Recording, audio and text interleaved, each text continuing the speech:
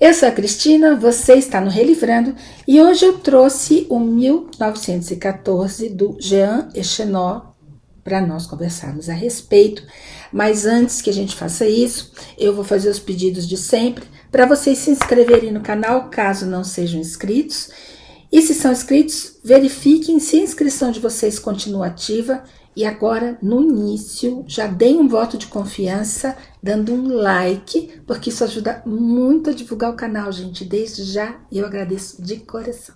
Nós vamos começar a conversar sobre este livro aqui, 1914, que faz parte de uma série de livros que eu separei para ler sobre a Primeira Guerra Mundial. Tanto livros de ficção, né, ficção histórica, romances, quanto livros de não ficção.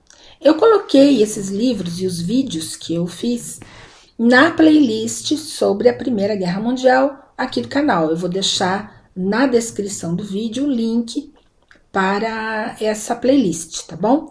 Mas hoje a gente vai conversar sobre este aqui, ó, 1914, do Jean Echenot. É um livro pequenininho, nessa minha edição aqui, tem 119 páginas, eu li em inglês. Vocês vão encontrar esse livro traduzido para o português, tá? Inclusive porque eu acho que esse livro é mais conhecido no Brasil do que aqui nos Estados Unidos. Esse autor, inclusive, é pouquíssimo conhecido e este livro a gente tem certa dificuldade de encontrar nas livrarias, tá bom? Mas tá aqui, a gente vai falar sobre ele agora. O Jean Echenot é um escritor francês, ele ainda está vivo, ele está com 77 anos, ele nasceu em 1947. E ele já publicou, gente, 12 romances, sendo que desses 12 romances, este aqui é um dos premiados. Inclusive virou best-seller na França. E, além disso, ele já ganhou mais de 10 prêmios, todos na França. Sendo o Prix Goncourt, né, que é o Prix Goncourt, é o prêmio Goncourt, o mais importante que ele ganhou, tá? Que não foi com esse romance, foi com um outro, tá? Ele ganhou em 1999. E esse aqui, de 1914, foi escrito em 2012 e é uma história muito simples e, diríamos assim, bastante concisa, né?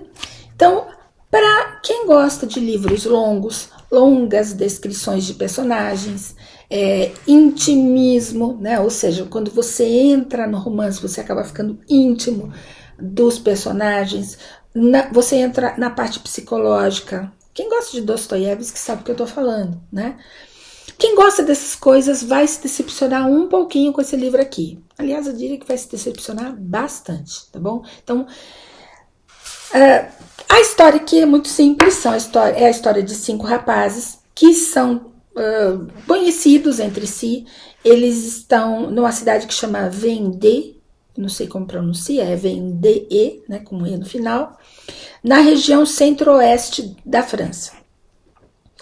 E esse livro começa com uma descrição muito bonita do protagonista, que é o Antime. Ele é narrado em terceira pessoa, né? Mas esse Antime está andando de bicicleta pelas colinas ali da região e ele vai vendo coisas muito bonitas da paisagem, da região, e o narrador vai descrevendo isso pra gente até o momento em que o Antime escuta o sino da cidade e aí ele sabe que a França entrou em guerra, né? Então estamos em 1914. E aí o começo do livro, gente, é muito bonito. Então a gente fica esperando que o livro todo seja assim, com essas descrições bonitas, detalhadas, não só da paisagem, como das pessoas também. Mas não é o que acontece. Este livro é totalmente descritivo, como já anunciava aí o início do livro, né, com a descrição da paisagem. Só que é um livro totalmente destituído de emoção. Não há emoção nas descrições, só no início, né? Então depois, conforme você vai lendo o livro, você vai conhecendo os personagens mais pelas ações e pelas coisas que acontecem com eles do que por eles mesmos. Então não há descrições psicológicas, não há aprofundamento da personalidade dos personagens, as atitudes deles são apenas atitudes, não há grandes porquês das coisas, tá? A gente é que vai descobrindo ao longo da leitura, ligando uma coisa ou outra, mas também é tudo muito superficial, gente, não há esse envolvimento, tá? Que a gente espera num livro, inclusive, que vai descrever a Primeira Guerra, ou uma guerra qualquer, tá? Não é isso, tá? Isso significa que alguns leitores vão gostar, mas muitos não vão gostar. Porque me parece que este aqui é o estilo do autor. Ele faz profundas pesquisas, inclusive ele fez nesse livro aqui uma pesquisa histórica bastante boa, e eu acho que isso é que faz o livro valer a pena, a gente já vai falar a respeito, né? Mas me parece que essa é a técnica que ele utiliza mesmo, né? É claro que a gente vai encontrar elogios tecidos aqui por alguns críticos, né? Por algumas revistas que são bastante tendenciosas, inclusive dizendo, logo no início, a frase que o Antim fala está relacionada com uma obra do Victor Hugo, que por um acaso é a obra que ele carrega. Não, gente, tudo isso é esperado num livro. É esperado que os autores façam esse tipo de relação e correlação entre as pessoas, as obras literárias, os gostos, né, as frases de efeito, isso tudo é esperado, né? Então, nada de novo no front aqui, tá? Bom, falando um pouco mais da história, o que ele vai fazer aqui é mostrar 5 jovens que vão para a guerra e vão se deparar com os horrores das trincheiras, né? Todo mundo que já leu um pouquinho sobre a Primeira Guerra sabe que o grande X da Primeira Guerra, né, aquilo que os livros exploram muito, os romances principalmente, são as trincheiras, porque são lugares assim absurdamente violentos. As batalhas são travadas ali, as pessoas morrem, os absurdos acontecem e as trincheiras então dão muito pano para manga para os autores, os escritores explorarem. E ele fez isso daqui, mas não do ponto de vista sentimental, humano. Ele fez isso aqui do ponto de vista prático. Como ele tem uma escrita bastante visual, no momento em que ele descreve essas coisas práticas, né, o livro fica, eu diria assim, bastante didático. Então, por exemplo, ele vai descrever o conteúdo das mochilas dos soldados. Então, cada soldado levava uma mochila nas costas. E essas mochilas pesavam originalmente por volta de meio quilo. Isso no seco, porque ele diz que quando chovia, as mochilas passavam a pesar aproximadamente 30 quilos. Vocês podem imaginar, gente, o que é isso? Você andar por dias e dias, né, com aquela mochila nas costas pesando 30 quilos, o dia inteiro, às vezes até durante a noite, descansando parando apenas para descansar alguns minutos e se alimentar. Quer dizer, bastante complicado, né? Inclusive porque ele descreve ali que muitos dos soldados não encontravam abrigo no meio do caminho. Então eles tinham que se abrigar nas casas abandonadas, nos celeiros, e às vezes nem isso, eles tinham que dormir realmente ao relento. Então não era fácil, né? E aí quando ele faz a descrição da mochila, gente, é muito interessante, porque ele diz que dentro daquela mochila, e aí que eu falo para vocês que o livro fica interessante, né? Para quem não conhece absolutamente nada da Primeira Guerra, mais ainda, né? Então ele fala assim, dentro daquela mochila, eles iam encontrar os soldados, né? Uma caneca de ferro prensado. Pensa, né, gente? Uma caneca de ferro. Aquilo devia pesar pelo menos meio quilo, já a caneca, né? Ração. E nessa época, a parte da ração era com carne enlatada. E uma curiosidade sobre essa carne é que ela vinha na maior parte da América do Sul. E aí os soldados apelidaram essa carne, né, essa carne enlatada de monkey meat, né, carne de macaco. Não preciso nem explicar porquê, né, gente? Ainda, né, parte da ração tinha queijo, biscoitos secos, chá, açúcar, sal, né? Aí eles levavam um abridor de lata, canivete, roupa, né? Porque eles levavam cueca, camiseta, camisa de flanela para quando esfriasse, perneiras, né? Para proteger as canelas, né? Além disso, tinha produtos de higiene pessoal, como lâmina de barbear, escova de dente, pasta, né? Kit de primeiros socorros, kit de costura para substituir botões, olha só, né, gente? Substituir botões, costurar quando o uniforme rasgasse, né? Tabaco e papel para fazer o cigarro, isqueiro, lanterna e água, né? Água, tá?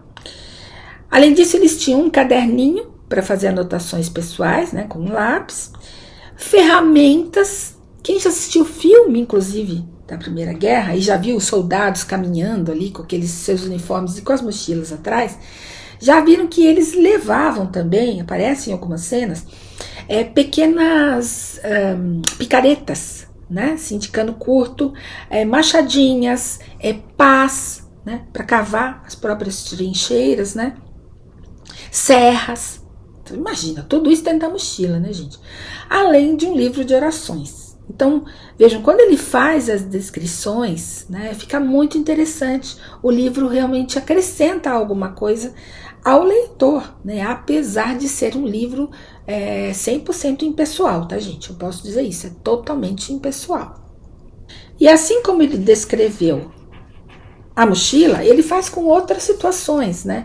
Por exemplo, situações cotidianas mesmo dos soldados, inclusive nas trincheiras. Então ele vai dizer, por exemplo, que logo no início das batalhas, muitos soldados matavam os seus aliados, simplesmente porque eles não conseguiam distinguir quem era aliado e quem era inimigo, porque era uma confusão danada nas trincheiras, né? Era poeira, quando não era poeira era lama, era a própria neblina, era uma pega para capar mesmo, né? Então eles começaram a tomar algumas providências para tentar distinguir quem que era amigo e quem que não era amigo ali, né? Com os seus senões, inclusive, tá? Outra descrição que eu também achei muito interessante, quando ele fala dos mosquitos, né? Dos aviões que começaram a fazer parte ali da Primeira Guerra. E ele fala de um dos 5 rapazes que estava dentro do avião, mas ele não como piloto, né? Nem como copiloto, mas como fotógrafo. Então a missão dele ali era, enquanto o avião sobrevoava a região, era ele tirar fotos, né, para registrar ali aquele momento.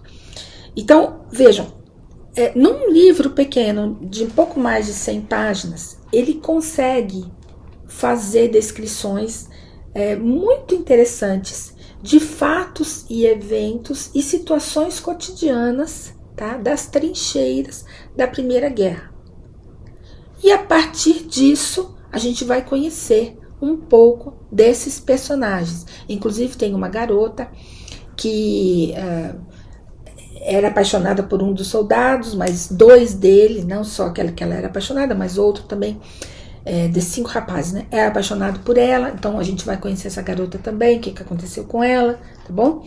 Nem todos os rapazes que foram, voltaram, e teve um que voltou com o braço amputado, e aí a gente também vai entender o que significava esse braço amputado, tá bom? Ele vai fazer uma descrição bastante interessante sobre isso. Então, vejam, foi uma escolha do Jean Echenot descrever fatos, né, e não se aprofundar na parte psicológica e emocional dos personagens. Foi uma escolha. Se foi uma escolha feliz ou não, boa ou não, só lendo o livro para saber.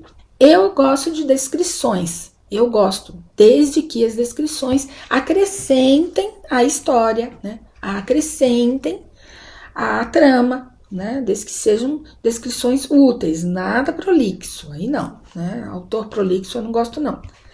Mas é gosto, né? Então, para quem gosta de coisas assim imediatas, vai gostar desse livro aqui e vai conhecer de quebra algumas coisas bastante interessantes sobre o fronte aí da Primeira Guerra, tá bom? Então é isso. Espero que vocês tenham gostado deste vídeo, gostado da dica e uma excelente semana para vocês.